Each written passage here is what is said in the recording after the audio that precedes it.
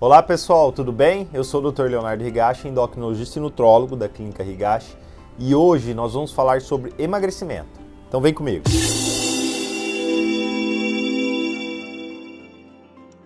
Uma das perguntas que mais recebo no meu dia a dia é: doutor, como faço para emagrecer? Eu tenho muita dificuldade, já tentei de tudo. Então eu resolvi gravar esse vídeo para vocês falando sobre 10 passos importantes que, na minha visão de especialista, acho importante para quem busca um emagrecimento saudável. Primeiro ponto importante é o que leva uma pessoa a engordar. Logicamente, o excesso de peso é uma condição multifatorial. Eu já mostrei esse slide inúmeras vezes em palestras minhas e vídeos, mostrando que existe sim uma tendência genética de excesso de peso associado a inúmeros fatores que fazem a pessoa engordar, como falta de exercício, alimentação inadequada, distúrbio dos hormônios, existem fatores psicológicos, de flora intestinal e até mesmo de medicamentos. Então, o primeiro ponto que eu queria falar com vocês é a respeito sobre déficit calórico. Não há dúvida que o mais importante para emagrecer é a alimentação. Não importa qual dieta que você faça, o mais importante é você fazer um déficit de energia. Ou seja, se você gasta 2.000 calorias, não adianta você consumir 2.000 calorias. Você não vai sair do lugar. Você sempre tem que fazer um déficit energético. Independente da dieta, se a dieta ela for baixa em carboidrato, baixa em gordura, paleolítica, mediterrânea, porém os estudos já mostraram que numa mesma dieta, com a mesma caloria, uma dieta mais baixa em carboidrato é que melhor responde, como esse estudo mostrou, principalmente nos primeiros 6 meses de tratamento. Depois, a tendência a longo prazo é diminuir essa diferença entre as dietas convencionais, mas o importante, com certeza, é o déficit energético. E para eu saber, então, quanto de déficit energético uma pessoa precisa, o ideal é fazer uma avaliação, pelo menos de uma composição corporal, que pode ser feito através de um exame chamado de bioimpedância, e mais precisamente, para eu saber quanto de energia que a pessoa gasta, ela pode fazer um exame chamado de calorimetria, que é um exame que mede, através do consumo de oxigênio e o consumo do gás carbônico, quanto de energia e qual o metabolismo basal da pessoa, ou seja, quanto que ela gasta de energia. Lembrando que quanto maior o déficit calórico, maior é a perda de peso. Porém, também, quanto maior o déficit calórico, maior é a chance, a possibilidade de você também perder massa muscular, o que também acaba tendo uma influência no seu metabolismo. Então, o ideal é você fazer uma avaliação precisa e saber se você é uma pessoa que tem bastante músculo ou pouco músculo, assim podendo determinar o quanto de déficit calórico essa pessoa precisa para ter resultados, então, melhores e duradouros. Falando em déficit calórico, um dos grandes vilões com certeza são as bebidas alcoólicas, o que acaba impedindo que você tenha esse déficit de maneira significativa. Então, tomar cuidado com bebidas alcoólicas. Por exemplo, uma cerveja tem quase 150 calorias. Se você toma 3 cervejas, você tomou 500 calorias somente em cerveja. Isso acaba dificultando muito o seu emagrecimento. Segundo ponto importante é a prática regular de atividade física. Não há dúvidas que o exercício é importante para a saúde e para o emagrecimento. Porém, as pesquisas mostram que para você emagrecer usando o exercício como fonte de emagrecimento, são aquelas pessoas que praticam 1 hora pelo menos 6 vezes na semana. Agora, se você tem pouco tempo de realizar atividade física, vocês têm que aprender a treinar de maneira intensa, né? Os estudos mostram que um treino HIIT, que é o High Intense Interval Training, você consegue a mesma efetividade de emagrecimento que o treino moderado com 40% de tempo menor, que é uma saída para aquelas pessoas que não têm muito tempo para fazer atividade física e assim também obtendo bons resultados. Outra estratégia interessante para otimizar o exercício como forma de emagrecimento é praticar o exercício em jejum. Estudos já demonstraram, inclusive já gravei vídeo sobre isso aqui, que uma atividade física aeróbica em jejum pode propiciar a perda de peso, inclusive fazendo mais oxidação de gorduras, né? Então poderia ser uma estratégia também válida para o emagrecimento. Lembrando que a maioria desses estudos foram feitos em pessoas jovens e saudáveis, não sendo indicado fazer exercício em jejum nas pessoas mais idosas ou que tenham comorbidades ou tomem algum medicamento que impossibilitem isso. E é muito importante, tanto na atividade física como na alimentação, estímulos diferentes. Lembrando que nosso corpo se adapta muito fácil a qualquer tipo de atividade física, a uma alimentação. Então, estímulos diferentes sempre vão gerar mais resultados. Terceiro ponto, vamos falar sobre equilíbrio hormonal. Não há dúvidas que os hormônios são fundamentais para o emagrecimento. A grande maioria das pessoas que estão acima do peso estão com uma coisa que a gente chama de resistência insulínica. Insulina é o hormônio que é liberado com a alimentação, principalmente carboidrato, que bota a glicose para dentro da célula. O problema é que uma vez que a pessoa engorda, principalmente na região abdominal, essa insulina começa a não trabalhar direito. E aí cada vez que ela come, ela tem que liberar mais insulina para botar a glicose para dentro da célula. E nós temos duas vias metabólicas de ação da insulina. Uma da KT-PI3 quinase, que bota a glicose dentro da célula. Essa via fica resistente, e a via da MAP, que é uma via anabólica, que nunca fica resistente.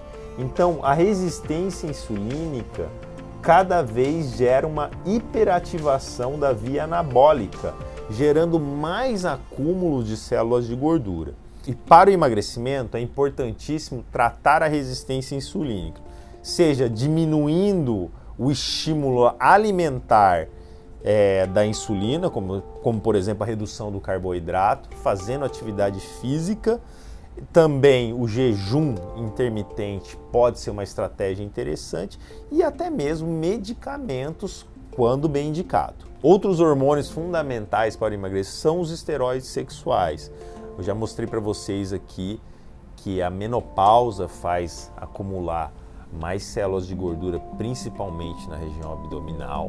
E infelizmente, como mostra esse estudo, quando a mulher entra na menopausa, ela pode diminuir até 30% o gasto energético e 32% a oxidação de gordura. E a reposição hormonal feminina pode ajudar a minimizar esse processo de diminuição de gasto energético e de acúmulo de gordura também.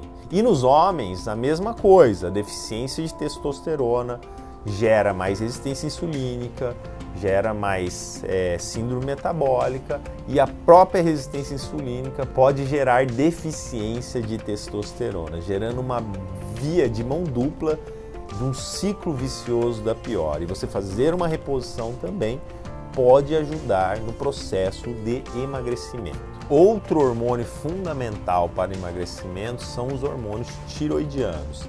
Estima-se que 30% de todo o seu metabolismo, todo o seu gasto energético seja dependente do hormônio tiroidiano. E pequenas alterações podem já ter uma influência no peso e no metabolismo. Então é fundamental que esse hormônio também esteja equilibrado. Quarto ponto importante é saúde intestinal.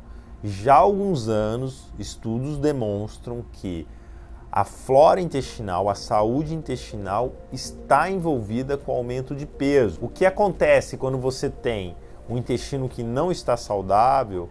Você tem um aumento da permeabilidade intestinal e absorção de coisas indesejáveis, como por exemplo LPS, e isso vai gerar uma inflamação, resistência insulínica e maior acúmulo de célula de gordura, e também uma desregulação do apetite e da saciedade. Então, cuidar da saúde intestinal é fundamental para o emagrecimento.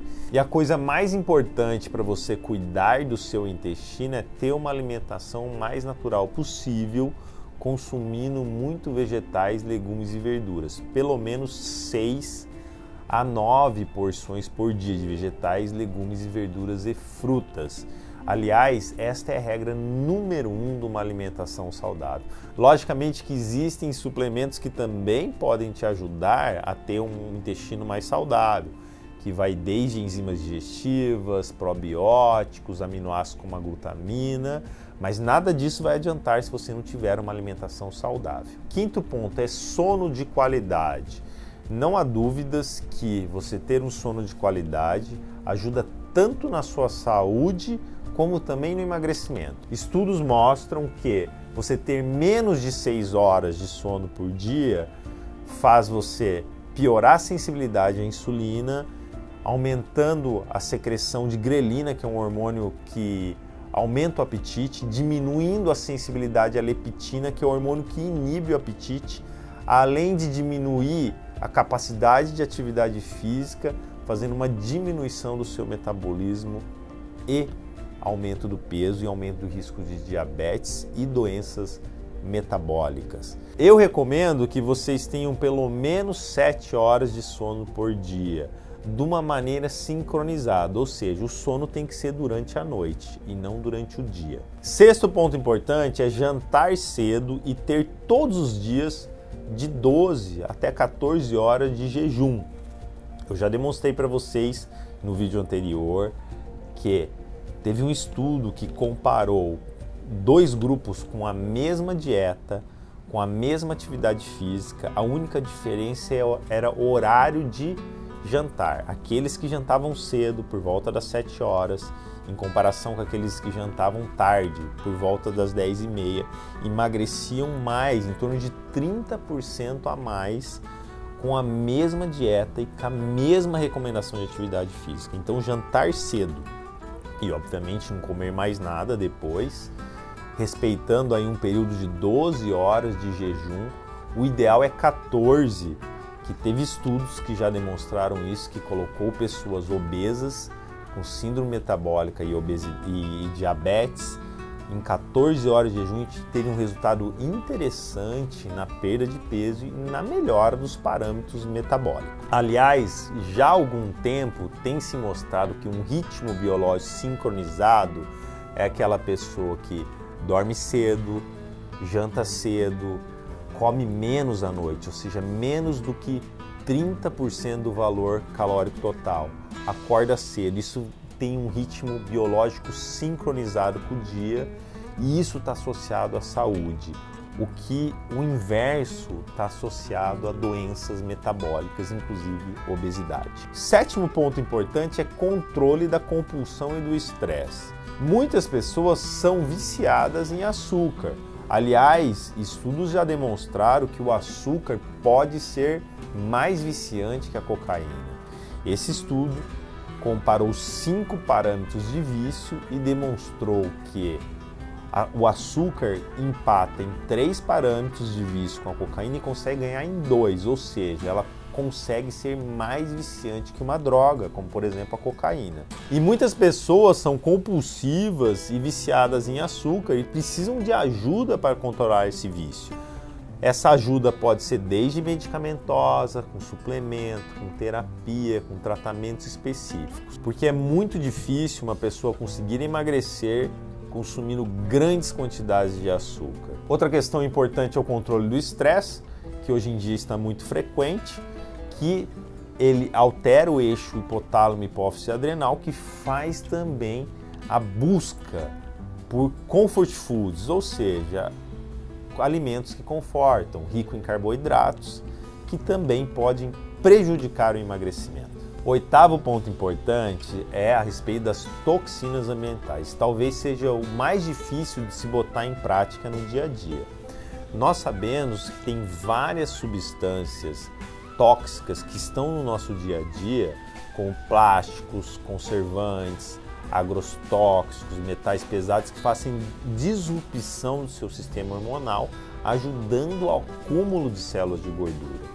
E para você evitar isso, você tem que ter uma vida limpa, uma vida saudável, uma vida natural, com menos industrializados, comendo comida o mais natural possível e se preocupando com o uso desses cosméticos, desses plásticos, desses enlatados. Ou seja, não é uma tarefa muito fácil, mas eu recomendo que vocês comecem a prestar mais atenção nisso, porque isso, além de ser importante, não só por emagrecimento, é importante para a saúde. O nono ponto importante é de medicamentos. Chequem os medicamentos que vocês estão usando. Existem vários medicamentos do uso comum do dia a dia que podem prejudicar o emagrecimento. Nós podemos citar alguns anticonvulsivantes, alguns antihipertensivos, alguns remédios para ajudar no sono, alguns remédios para ansiedade, até mesmo para alergia. E não estou falando para vocês pararem nenhum tratamento médico, pelo amor de Deus, mas sim para conversar com o seu médico, para saber se esse medicamento que você usa pode estar contribuindo para uma dificuldade maior de emagrecimento. 10º ponto importante é eliminar o efeito sanfona. Estudos já demonstraram que toda vez que você emagrece, o seu metabolismo cai. Se você tem um emagrecimento importante, de mais de 10% do seu peso corporal, vai ter uma queda no metabolismo. Isso é um efeito fisiológico do seu corpo. E toda vez que você reengorda, esse metabolismo ele não volta ao patamar anterior, ele vai voltar um pouco abaixo, parece ser um mecanismo de proteção fisiológica do nosso corpo. Nós temos que lembrar que nossa genética é de sobrevivência. Nós somos os genes com maior capacidade de poupar energia numa eventual falta de comida. Ou seja, o nosso corpo não quer que você perca o seu estoque de gordura, que é a sua reserva numa eventual falta de energia. Então, se você vive no efeito sanfona, cada vez mais vai ficar mais difícil para você emagrecer, porque toda vez que você emagrece e volta a engordar, o seu metabolismo vai ficar pior. Então, daqui para frente, tente o máximo possível manter o peso.